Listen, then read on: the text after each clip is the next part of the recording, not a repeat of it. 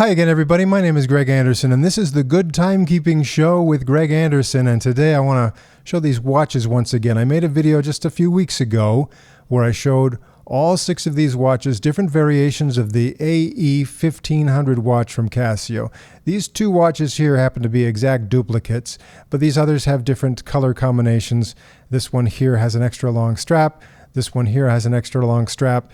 And yeah, if they look like the screen is a little more contrasty or not, it's just the angle at which I'm showing them. My lighting maybe isn't ideal for this demonstration as far as seeing the contrast of the screen. But anyway, those are the variables here. But otherwise, it's the same module in every single one of these watches. There are some variations on how accurate they are after a month.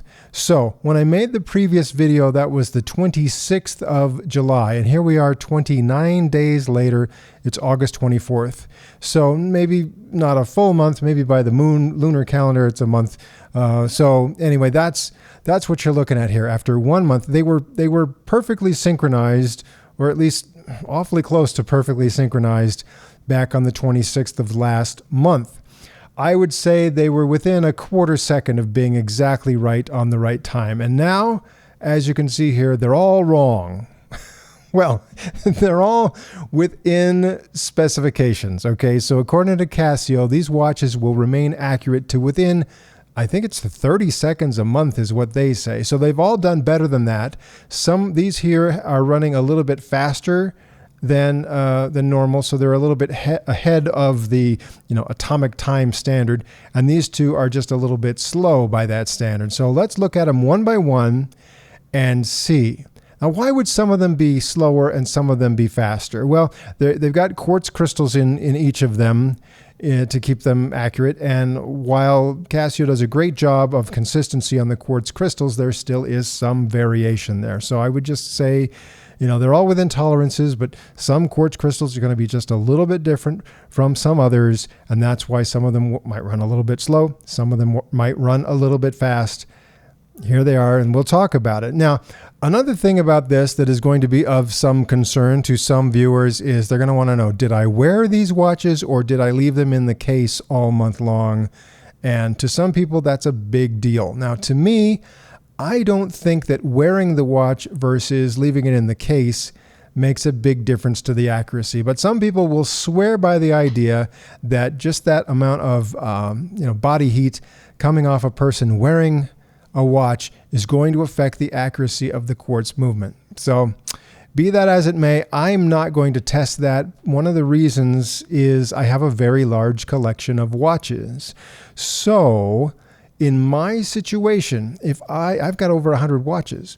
So if I were to pick a watch, wear a different watch every day of the year, let's say, and just kind of go through the entire collection one by one over the course of a year, then I would end up repeating and wearing each watch about 3 or 4 times throughout the entire year from the size of my collection. So that means it's really implausible, the idea that I'm going to pick one of these watches or one of any of my watches to wear every day for an entire month to do an accuracy test. That's just not going to happen. So given the fact that most of my watches will stay in the case most of the time, what is important to me is to know how accurate are they when they sit in the case, because that's when I'm going to grab them and put them on my wrist. So will they stay accurate in the case? Which ones are more accurate than others? That's what I want to know. That's what I've effectively tested here by going a full month. So let's just start over here and let's look at this one, which is running slower than atomic time.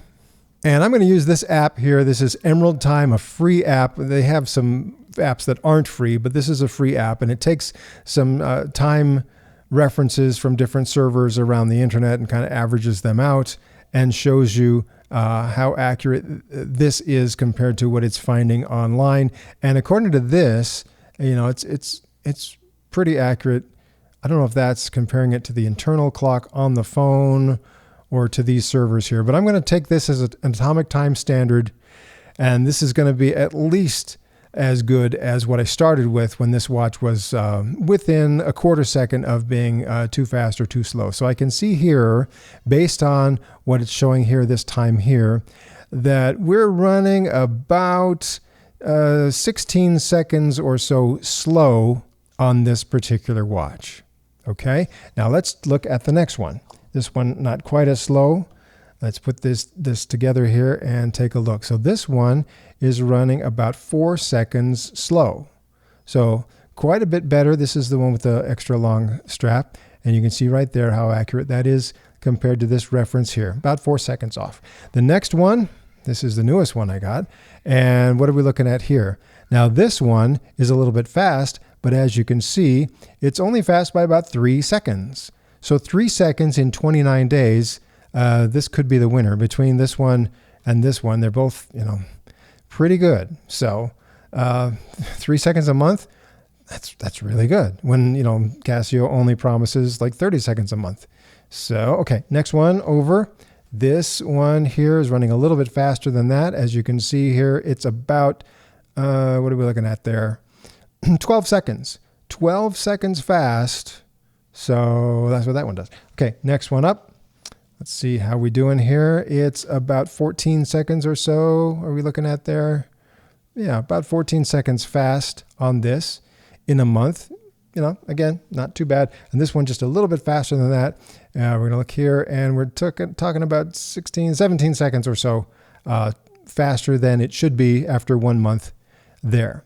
So all within specifications, looking pretty good. And if I really wanted to worry about it, then when I grab this watch out of the box, I could just wait for, take out an atomic time reference like this. Here's all I have to do. Push this button until things start to blink. And as soon as this thing gets to 0, I just tap this button down here and that'll synchronize it and we'll be in good shape. So those are the results of my informal accuracy test, and all that means is the last time I made a video featuring all of these watches, they were synchronized and I did not do anything to change the setting, and just to see what they would do a month later, and here we are about a month later. And that's how we got the data for this little experiment here. Again, these are the AE1500 watch. They have a lot of great features, a nice big clear display with the big digits there. So the different modes include 5 alarms. One of them is a snooze alarm, plus the hourly signal, countdown timer that can be up to 24 hours, a stopwatch that can be up to 24 hours, a dual time mode, and back to normal. So simple, straightforward, and relatively a cheap watch, but tough. It's 100-meter water resistant.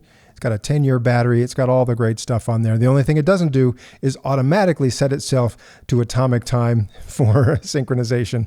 That would be something I would really like about it, but so far doesn't have that. So if you're in the market for one of these watches, you're going to find every single one of these varieties pretty easily online. Some of these, I think I've seen this one and this one and this one and this one and maybe even this one at local Walmart stores for about $22. Online, that's a pretty good price as well, $22. Sometimes maybe a couple dollars less than that. This one here was $29. It's one of the newer versions. And so I waited till it was on sale for a couple dollars off when I bought this one. There are a couple more variations with negative LCD screens on them, so you might be interested in those. But just a fun watch, a good beater watch maybe, because they're inexpensive, but feature-packed and certainly tough enough, especially as people say, for the price, a good value. And I guess that's true. But even, I just say it's a good value anyway. And the bonus is that it's a great price. Great watches. Anyway, so that's my accuracy test on the AW1500, and your results may vary, as my results did vary on all of these too. But a fun watch. Enjoy, and I hope you will be back soon for another episode of The Good Timekeeping Show.